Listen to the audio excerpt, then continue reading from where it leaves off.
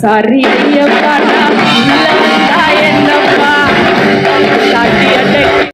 ஐயாம் sorry Ayyappa உள்ள வந்தா தப்பப்பா நாங்க வந்தா தீட்டா அப்படின்னு சொல்லி காணா புகழ் இசைவாணி அவர்கள் ஐயப்ப சாமியும் ஐயப்ப சாமியுடைய வழிபாடையும் ஐயப்ப சாமியுடைய பக்தர்களையும் இழிவுபடுத்துற மாதிரி இன்னைக்கு பாடல் பாடியிருக்காங்க. இந்த காணா பாடல் ரஞ்சித் அவர்களுடைய நீலம் பண்பாட்டு மையம் ஒரு நிகழ்ச்சி நடந்தது. அந்த நிகழ்ச்சியில தான் இந்த பாடல் பாடப்பட்டிருக்கு. இந்த பாடல் பாடியதற்காக இவர்கள் கைது செய்யப்பட வேண்டும் அப்படின்னு சொல்லி ஒரு சிலர் குரல் எழுப்பியிருக்காங்க. சில நாட்களுக்கு முன்னாடி நடிகை கஸ்தூரி அவர்கள் தெலுங்கு பேசும் பெண்களை தவறுதலாக பேசிவிட்டான்னு சொல்லி தமிழக அரசு எங்க இருக்காங்க கஸ்தூரி சொல்லி தேடி தேடி பார்த்து சந்து பொதுலாம் தேடி கடைசி ஹைதராபாத்ல போய் கைது பண்ணிட்டு வந்து ஜெயிலுக்குள்ள அடைச்சாங்க. அதே மாதிரி இன்னைக்கு ஐயப்ப சாமியும் ஐயப்ப சாமி பக்தர்களையும் அவமானப்படுத்துற மாதிரி கானா பாடல் பாடி இருக்கிற இசைவாணி மீது வழக்கு பதியப்படுமா, கைது செய்யப்படுவாரா அப்படிங்கிற விஷயம் இன்னைக்கு எல்லோரு இடத்துலையும் கேள்வி எழுதுங்க. அதை பற்றி தான் நீங்கள் நம்ம வீடியோவில் பார்க்க போகிறோம். அதுக்கு முன்னாடி நம்ம சேனலை சப்ஸ்கிரைப் பண்ணுங்கள். சப்ஸ்கிரைப் பண்ணாதான் இந்த மாதிரி வீடியோக்களை தொடர்ந்து உங்களை போட்டுக்கிட்டே இருக்க முடியும். இல்லை லைக் பண்ணுறதுக்கு லைக் பண்ணுங்கள், அவங்க நண்பர்களை அவரை ஷேர் பண்ணுங்கள். கண்டிப்பாக மறக்காமல் கமெண்ட் பாக்ஸில் உங்கள் கமெண்ட்டை போட்டுருங்க. இன்னைக்கு இசைவாணி மீது பதியப்படும் வழக்குகள் அவங்க கைது செய்யப்படுவாங்களா அப்படிங்கிற விஷயத்தை பார்த்துருவோம். இன்னைக்கு காணா புகழ் இசைவாணி அவர்கள் ஐயப்ப சாமியே தேவையில்லாத சர்ச்சைகள் பற்றி பேசியிருக்காங்க. ஏற்கனவே கோர்ட்டு சொல்லிருச்சு பெண்கள் உள்ள போகலாம் அப்படின்ட்டாங்க. பெண்கள் உள்ள போகலாம், சில சமயங்களில் வந்து பாதுகாப்போட காவல்துறையுடைய பாதுகாப்போட உள்ள போகலாம்னு சொல்லி சமீப காலமாக உள்ள போனாங்க. அது என்னன்னு தெரியல, ஐயப்ப சாமியுடைய அந்த சீசன், அதாவது மாலை போடும் சீசன் வரும்போது இந்த மாதிரி பிரச்சனைலாம் எழுது. ஏற்கனவே கோர்ட்டு உள்ள சொல்லிட்டாங்க, ஏற்கனவே பல பேர் உள்ள போயிட்டு வந்திருக்காங்க. அதே மாதிரி இசைவாணிக்கும் போக வேண்டும் என்றால் போயிட்டு வரலாம், அதை நாங்கள் தடுக்க போறதில்லை. ஏன்னா எப்படி ஆன்மீகத்தை மதிக்கிறோமோ அதே மாதிரி சட்டத்தையும் மதிச்சு தான் ஆகணும். சட்டப்படி உள்ள போகலாம்னு சொல்லி சட்டம் சொல்லிடுச்சு, அதனால போறதா இருந்தால் போகலாம். ஆனா இதவே வச்சு அவங்க ஒரு விளம்பரத்துக்காகவும் இழிவுபடுத்துற மாதிரியும் இந்த பாடலை எழுதியிருக்காங்க. இன்னைக்கு இவங்க மீது ஐயப்ப சாமியை வந்து தவறுதலாக பேசியிருக்காங்க. அந்த பாடல்ல வரிகள் எல்லாம் வருது.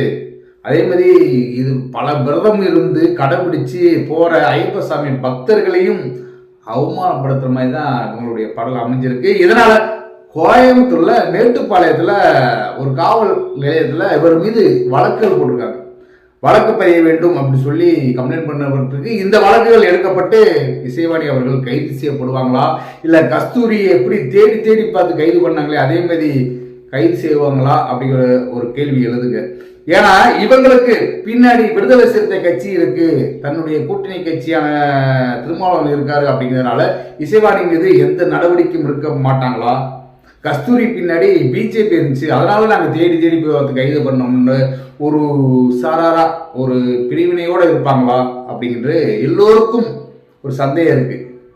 சரி, இன்னைக்கு மேட்டுப்பாளையத்துல இசைவாணி மீது வழக்கு பதிச்சிருக்காங்க. அதோட நின்றாதுங்க. இந்த பாடல் கேரளாவும் அங்க இருக்க மக்களும் கேட்பாங்க. கேட்டா அங்க இருக்கிற ஐயப்ப சாமி பக்தர்களுக்கு கோவம் வரும். கோவம் தான் கேரளாவிலையும் வழக்குகள் பதிவதற்கு வாய்ப்புகள் நிறைய இருக்கு. இப்ப தமிழகத்துல இருக்கிற தமிழ்நாட்டில் இருக்கிற அரசு இசைவாணி மீது வழக்கு பதிஞ்சாலும் கைது செய்யாம இருந்தா கேரளாவில் இருக்கிற ஐயப்ப சாமி பக்தர்கள் நிறைய பேர் வழக்கு தொடருவாங்க. அப்ப அந்த வழக்கை எப்படி டீல் பண்ணுவாங்க?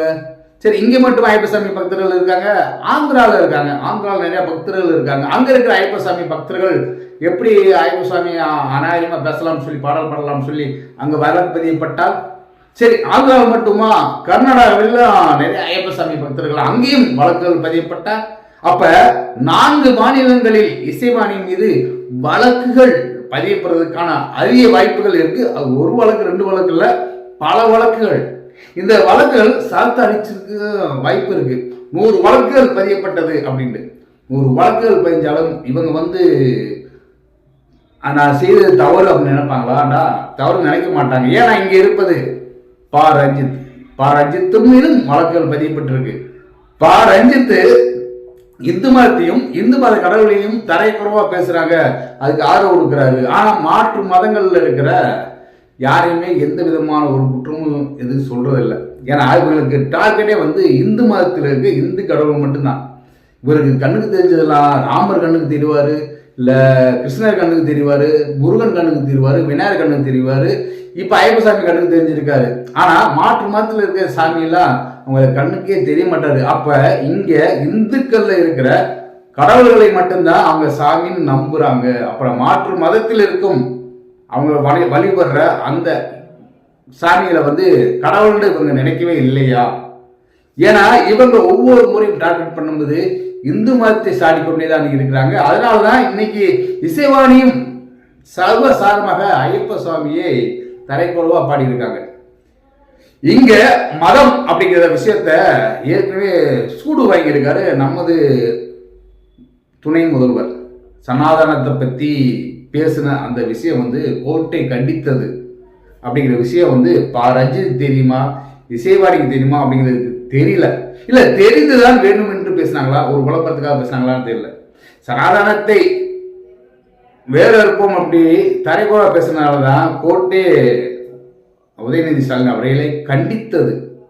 ஆனா அதே விஷயத்த இப்ப மறுபடியும் ஐயப்ப சாமி பக்தர்களை எல்லாம் தரைக்குறவா பண்ற மாதிரி இவங்க இந்த பாடலை எழுதி பண்ணியிருக்காங்க. இந்த விஷயம் ஐயப்ப சாமி பக்தர்களை வந்து சூடுபடுத்தி அவர்கள் மூலம் வந்து இன்னைக்கு 4 மாநிலங்களில் வந்து வழக்குகள் பதிவதற்கு அதிக வாய்ப்புகள் இருக்கு. அதை எதிர்கொள்ள இசைவாணியும் சரி ரஞ்சித் சரி தயாருங்க.